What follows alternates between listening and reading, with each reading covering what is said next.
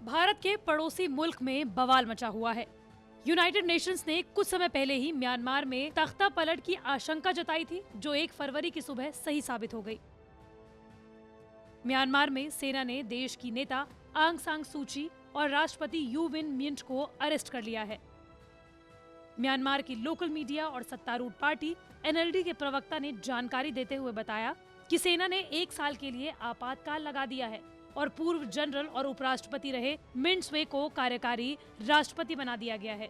हालांकि सेना की ओर से अब तक इस पर कोई बयान नहीं आया है। बता दें कि म्यांमार में नवंबर 2020 में सत्तारूढ़ पार्टी एनएलडी को भारी मतों से जीत मिली थी, लेकिन सेना ने चुनाव में अनियमितताओं का आरोप लगा दिया था और तब से ही सेना और सरकार के बीच रस्साकशी का दौर शुरू हो गया था। आर्मी के पूर्व जनरल और उपराष्ट्रपति रहे मिंट स्वे को सेना प्रमुख का दर्जा भी दे दिया गया है और अब हालात ये हैं कि म्यांमार की सड़कों पर सेना तैनात है और बाहर की दुनिया से संपर्क को काट दिया गया है।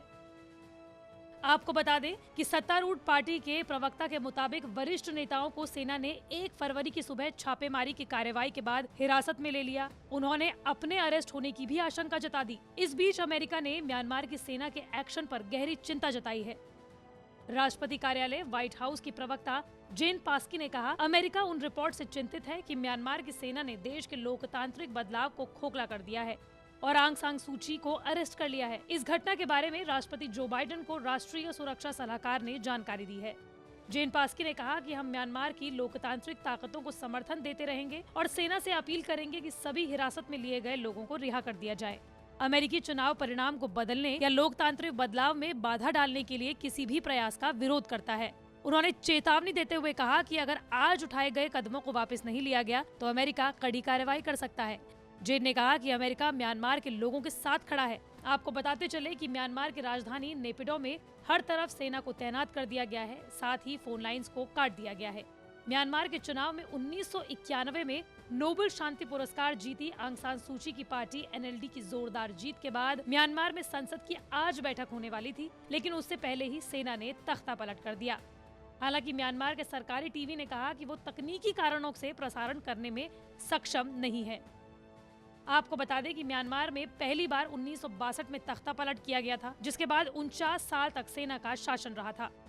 इससे पहले संयुक्त राष्ट्र महासचिव एंटोनियो गुतारेस और म्यांमार के अमेरिका में मौजूद राजदूतों ने तख्ता पलट को लेकर आशंका जाहिर की थी। इसके बाद देश की सेना ने कहा कि उसके commander in chief senior general Min आंग लाइन के बयान को गलत तरीके से पेश किया गया है।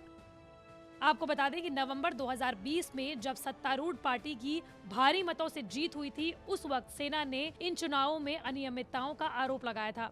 उस दौरान सेना ने बयान जारी करते हुए ये कहा था कि सेना 2008 के संविधान की रक्षा कर रही है और कानून के मुताबिक ही काम करेगी।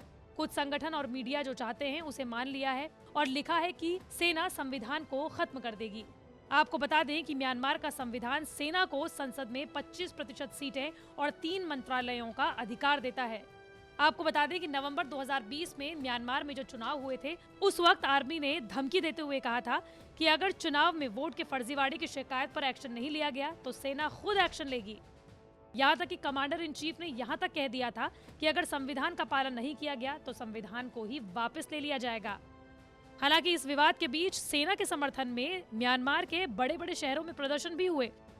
जनवरी के आखिर में देश की आर्थिक राजधानी यंगून में 200 लोगों ने बैनरों के साथ सेना के समर्थन में मार्च भी निकाला। लोग देश में विदेशी दखल का विरोध भी कर रहे हैं।